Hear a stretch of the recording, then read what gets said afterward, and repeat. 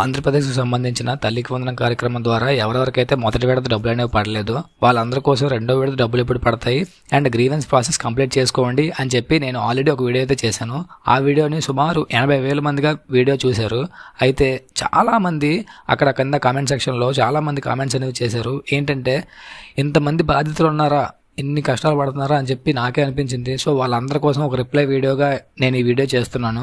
ఇందులో ఒక 10 common questions అయితే చాలామంది ఇలాంటి క్వశ్చన్స్ అయితే రిపీట్ అవుతూ వస్తున్నాయి. వాళ్ళందరి కోసం ఈ వీడియో అనేది చెప్తున్నాను. ఇంకా అంటే నా వీడియోనే 80,000 మంది చూసినట్టయితే ఇంకా రాష్ట్రం మొత్తం మీద ఎంతమంది ఉన్నారో పాపం అని చెప్పి ఒక చిన్న వాళ్ళందరికీ యూస్ఫుల్ అవ్వాలి, మన సమాచారం ఉపయోగకరంగా పడాలి అని చెప్పి నేను ఈ వీడియో అయితే చేస్తున్నాను. ఈ క్వశ్చన్స్ మీలో ఉందే ప్రతి ఒక్కరికి ఉంటాయి. ఎవరెవరికైతే డబ్బులు రాలేదో వాళ్ళందరికీ ఖచ్చితంగా ఈ క్వశ్చన్స్ అనేవి ఉంటాయి. సో వీడియో ఎక్కడ స్కిప్ చేయకుండా ఫుల్గా చూడండి. వీలైందంటే అయితే మన వీడియోని షేర్ చేయండి 10 మందికి. ఎందుకంటే మీకున్న డౌట్, ఒకవేళ మీకు డౌట్ లేకపోయినా వాళ్ళకున్న సమస్య తీరుతుంది, వాళ్ళకున్న ఏదైతే డౌట్ ఉంటుందో అది తీరుతుంది. సో మన వీడియో వల్ల ఒకరు బాగుపడితే మనకి అంతే హ్యాపీ, ఒకరికి ఉపయోగపడినట్టయితే మన జీవితానికి అదే ఎక్కువ. సో నేను అయితే వీడియోలో 10 కామన్ క్వశ్చన్స్ అయితే చెప్తున్నా. అవి ఏంటంటే ఫస్ట్ ఆఫ్ ఆల్ ఎలిజిబుల్ లిస్ట్లో నేమ్ ఉంది కానీ ఇంకా మనీ రాలేదు. అయితే ఎలిజిబుల్ లిస్ట్లో నేమ్ ఇంకా లేదు, అసలు నేమే లేదు కొంతమందికి. ఫస్ట్ క్వశ్చన్ అది. సెకండ్ క్వశ్చన్ ఏంటంటే ఎలిజిబుల్ లిస్ట్లో అసలు నేమ్ లేదు, లేదా ఇంకొంతమందికి అండర్ ప్రాసెసింగ్ అని చూపిస్తుంది. చూడండి, ఒకే దీంట్లో 3 టైప్ క్వశ్చన్స్, అంటే చాలామందికి ఎన్నో డౌట్స్ ఉన్నాయి. సెకండ్ది హౌస్ మ్యాపింగ్ రాంగ్గా చూపిస్తుంది. అంటే అన్నదమ్ములు ఉన్నట్లయితే వాళ్ళకి అన్నకుండే స్థలాలు లేదా భూములు లేదా ఆస్తులు ఏవైతే ఉన్నాయో అన్న ట్యాక్స్ పేర్ అయినట్టయితే తమ్ముడికి కూడా అవే వచ్చేసి ఈ తమ్ముడి పిల్లలు ఎవరైతే ఉన్నారో వాళ్ళకి డబ్బులు అనేవి పడలేదు. అదొకటి వాళ్ళ కోసం. అండ్ గ్రీవెన్స్ ప్రాసెస్ ఫోన్కి మన మొబైల్ నెంబర్కి అప్రూవ్డ్ అనే మెసేజ్ అయితే వచ్చింది. సో వాళ్ళందరికీ డబ్బులు ఎప్పుడు పడతాయి. అంతేకాకుండా కరెంటు బిల్లు ఎక్కువగా ఉన్నవాళ్ళు ఏం చేయాలి. కరెంటు బిల్లు గురించి ఒక కథ అయితే ఉంది. ఒక లేడీ ఆమె మెసేజ్ అయితే చేశారు, కమెంట్ అయితే పెట్టారు. సో నాకే చాలా బాధ అనిపించింది వాళ్ళ అలిగేషన్ అయితే. సో మనం ఏం చేయగలం, కరెంటు బిల్లు ఎక్కువ ఉన్నట్టయితే ఖచ్చితంగా డబ్బులు పడవని వాళ్ళు చెప్పినట్టు ఉన్నారు గవర్నమెంట్. సో అది కూడా చెక్ చేస్తారు ప్రతిదీ. అండ్ ఆర్టీ యాక్ట్ వాళ్ళు ఆర్టీ యాక్ట్ స్టూడెంట్స్కి డబ్బులు పడతాయా లేదా, అదొకటి. నెక్స్ట్ కొత్త అప్లికేషన్కు అవకాశం ఉందా, నేమ్ లేకపోతే పరిస్థితి ఏంటి. ఇంకా లాస్ట్ ఆప్షన్, నీకు డబ్బులు పడతాయని ఇంకా నమ్మకం ఉందా బ్రదర్, అదొక క్వశ్చన్. అండ్ న్యూ డేట్ ఎప్పుడు. సో ఇవన్నీ క్వశ్చన్స్కి ఈ వీడియోలో ఫుల్గా చెప్తున్నాను. సో వీడియో ఫుల్గా చూడండి, మీకు అందరికీ బాగా అర్థమవుతుంది. మీ అందరికీ వీడియో చూసేలోపు ఎండ్ కల్లా ఒక క్లారిటీ అయితే నేను ఇవ్వబోతున్నా పక్కా. ఇది మాత్రం నెంబర్ 1, ఎలిజిబుల్ లిస్ట్లో నేమ్ ఉంది. అయితే ఎలిజిబుల్ లిస్ట్లో ఎవరికైతే నేమ్ ఉందో వాళ్ళ ప్రాసెస్ అనేది ఏదైతే గ్రీవెన్స్ ప్రాసెస్ ఉందో అది మీరు చేసుకున్నట్లయితే పక్కాగా మీకు రెండో విడత డబ్బులు అనేవి పడతాయండి. సో అది నెంబర్ 1 దాని క్వశ్చన్ ఆన్సర్. డబ్బులు ఎప్పుడు పడతాయి అనేది వీడియోలో చెప్తాను, వెయిట్ చేయండి అంతవరకు. నెంబర్ 2, హౌస్ మ్యాపింగ్ రాంగ్గా ఉంది. ఈ కమెంట్ ఏదో చెప్తున్నాను వినండి. ఒక వ్యక్తి, వానికి అన్నయ్య, వాళ్ళిద్దరు బ్రదర్స్ అన్నదమ్ములు.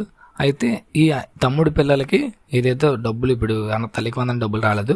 ఎందుకు రాలేదంటే వాళ్ళ అన్నయ్య ట్యాక్స్ పేర్ అనమాట, అంటే ట్యాక్స్ కడతారు, ఇన్కమ్ ట్యాక్స్ కడతారు. సో అందువల్ల ఈ తమ్ముడికి రాంగ్గా మ్యాపింగ్ చేసి ఇల్లు ఏదైతే ఉందో అది రాంగ్ మ్యాపింగ్ జరగడం వల్ల డబ్బులు అనేవి రాలేదు. ఇదొక సమస్య. అయితే ఇప్పుడు వీళ్ళు ఎవరైతే ఉన్నారో ఈయన గ్రీవెన్స్ ప్రాసెస్ మీరు చేసుకున్నట్లయితే, సో సచివాలయంకి మీరు వెళ్ళినట్టయితే ఆల్రెడీ గ్రీవెన్స్ ప్రాసెస్ మీరు చేసుకునే ఉంటారు. సో గ్రీవెన్స్ ప్రాసెస్ చేసుకొని ఏదైతే ఆ రాంగ్ మ్యాపింగ్ జరిగిందో ఆ ప్రాబ్లమ్ని ఇష్యూని సాల్వ్ చేసుకున్నట్టయితే మీకు ఎలిజిబుల్ లిస్ట్లో మీ నేమ్ యాడ్ అవుతుంది, డబ్బులు కూడా పడతాయి. అండ్ ఎన్పిసిఐ కొత్తగా చేయించుకున్నాం. ఓకే, ఎన్పిసిఐ కొత్తగా చేయించుకున్న వాళ్ళు కూడా ఒకసారి మీ సచివాలయంకి వెళ్ళి ఆ లిస్ట్లో మీ నేమ్ ఉందో లేదో చెక్ చేయండి. చెక్ చేసినట్టయితే డబ్బులు అదే ఉన్నట్టయితే నేమో ఖచ్చితంగా మనీ అనేవి పడతాయి. అండ్ కరెంటు బిల్లు విషయానికి వచ్చేసరికి ఈ కమెంట్ విన్నట్టయితే మీరు, అంటే చెప్పకూడదో తెలియట్లేదు, బట్ చెప్తున్నా ఎందుకంటే మనలో ఉన్న చాలామందికి ఆ ప్రాబ్లం అనేది ఉంటుంది. కరెంటు బిల్లు వాళ్ళ ఇంట్లో ఏసీ ఉందంట, అంటే వాళ్ళకి ఇంట్లో ఓల్డ్ పేరెంట్స్ ఉన్నారు, అంటే ముసలి వాళ్ళు ఉన్నారు. సో వాళ్ళ కోసం సమ్మర్లో ఏసీ అనేది ఖచ్చితంగా ఉండాలి. ఈ ఎండల్లో మనమే బతకలేకపోతున్నాం. సో వాళ్ళకనేది ఖచ్చితంగా ఏసీ అనేది ఉండాలి.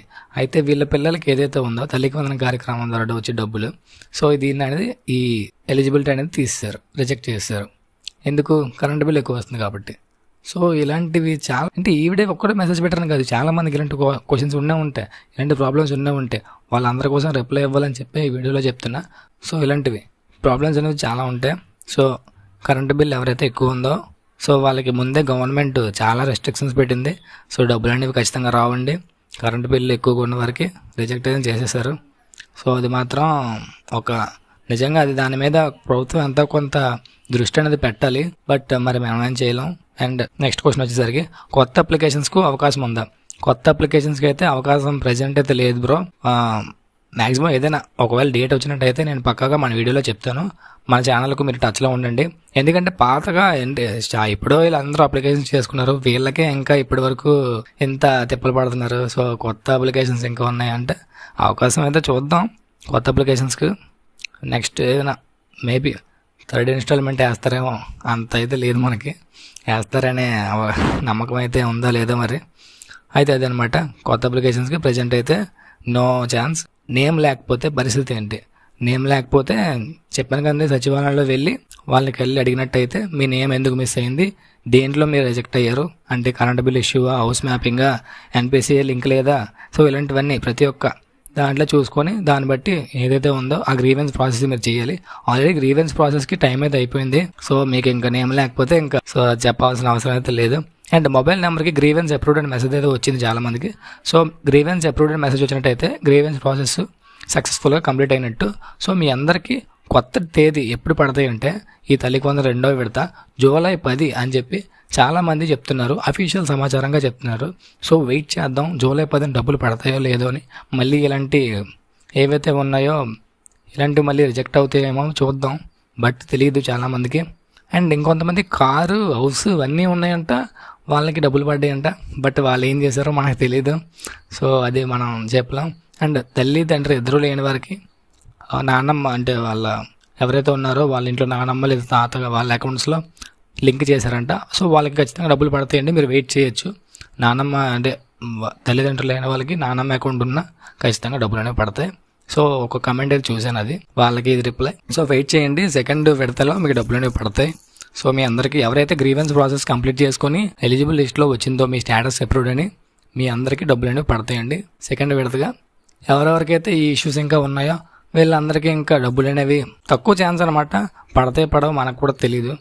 ఎందుకంటే ఇవి స్కీమ్స్ అన్నీ చాలా అసలు గందరగోళంగా జరుగుతున్నాయి. అండ్ ఇంకా నమ్మకం ఉందా బ్రో నీకు డబ్బులు పడతాయని? ఖచ్చితంగా నమ్మకం అయితే ఉంది బ్రదర్, డబ్బులు అనేవి ఖచ్చితంగా పడతాయి. ఎందుకంటే ఇంతమంది బాధితులు ఉన్నారు అని చెప్పి గవర్నమెంట్ ఎంతో కొంచెం ఆలోచిస్తుంది. ఒకవేళ పడకపోతే వీళ్ళందరూ కలెక్టర్ ఆఫీసుల ముందు, కార్యాలయాల ముందు వెళ్ళి ఖచ్చితంగా ధర్నాలు అయితే చేస్తారు. అది మాత్రం పక్కా. అలా చేస్తే కానీ డబ్బులు అనేవి విడుదల చేయరు, అది మాత్రం మనం చెప్పొచ్చు ఖచ్చితంగా. ఎందుకంటే ఇంత దారుణంగా ఉంది పరిస్థితి రాష్ట్రంలో. ఇంతమందికి మరీ దారుణం. పార్షియాలిటీ అనేది చూపించకూడదు, పార్షియాలిటీ అనేది ఉండకూడదు. సో డబ్బులు అనేవి పడతాయి. ఎవరెవరికైతే ఎలిజిబుల్ లిస్ట్లో ఉందో మళ్ళీ వాళ్ళే, గ్రీవెన్స్ అప్రూవ్ ఉందో వాళ్ళే. సో మిగిలిన వాళ్ళందరూ పక్కాగా మీ అన్ని డేటా కరెక్ట్గా ఉంటే తప్ప డబ్బులు అనేవి పడవండి. చిన్న ఇదైనా సరే పోతాయి, అది మాత్రం పక్కా. చాలామందికి ఇంట్లో 4 పిల్లలు ఉంటే 4 పడ్డాయి, 2 ఉంటే 2 పడ్డాయి. సో అది లక్ అన్నమాట, మనం ఏం చేయలేం. మరి కొంతమంది కొన్ని సమాధానాలు అంటే కమెంట్ సెక్షన్లో కొన్ని పెడుతున్నారు. సేమ్ గవర్నమెంట్ ఏదో అంటున్నారు, క్యాండిడేట్స్ పార్టీ మెంబర్స్ ఏదో అంటున్నారు, అది మనకు తెలీదు. సో అదంతా అన్నెసెసరీ, ఇక్కడ మనం మాట్లాడకూడదు. సో ఈ వీడియోలో నాకు కాంట్రవర్సీ అయినా నాకేం సంబంధం లేదు, నాకు అసలు ఐ డోంట్ కేర్ అనమాట ఇలాంటి విషయాల్లో. సో నేను ఏదైనా చెప్పానంటే మన ఛానల్లో కరెక్ట్గా ప్రాసెస్, స్కీమ్ తాలూకు డీటెయిల్స్, దాని తాలూకు అప్లికేషన్ ప్రతిదీ ఈచ్ టు ఇంచ్ నా ల్యాప్టాప్లో ప్రతిదీ నేను ఎక్స్ప్లెయిన్ చేసి దాని స్క్రీన్ రికార్డ్ తీసి మరి నేను వీడియోస్లో పెడుతుంటాను. ప్రతిదీ పిఎం కిసాన్ కానీ, అన్నదాత సుఖీభవ కానీ, అండ్ హౌస్ స్కీమింగ్ కానీ ఏదైనా సరే ఒక వీడియో నేను చేశానంటే దాని తగ్గట్టుగా స్క్రీన్ రికార్డ్ చేసి మరి మన వీడియోస్లో పెడతాను. సో ఇలాంటి ప్రతిదీ ఇంచ్ టు ఇంచ్ డీటెయిల్గా నేను చెప్తూ ఉంటాను ప్రతిదీ. సో మన ఛానల్ ఒకసారి ఫాలో అవ్వండి, నచ్చినట్టయితే సబ్స్క్రైబ్ చేయడం అయితే మర్చిపోకండి. అండ్ ఈ వీడియో మీకు ఎంతో కొంత యూజ్ అయిందని అనుకుంటున్నాను. ఒక లైక్ చేయండి. ఇంకా ఏమైనా డౌట్స్ ఉంటే కామెంట్స్లో అడగండి. అండ్ నెక్స్ట్ వీడియోలో మళ్ళీ కలుసుకుందాం. Keep learning, keep growing. జై హింద్.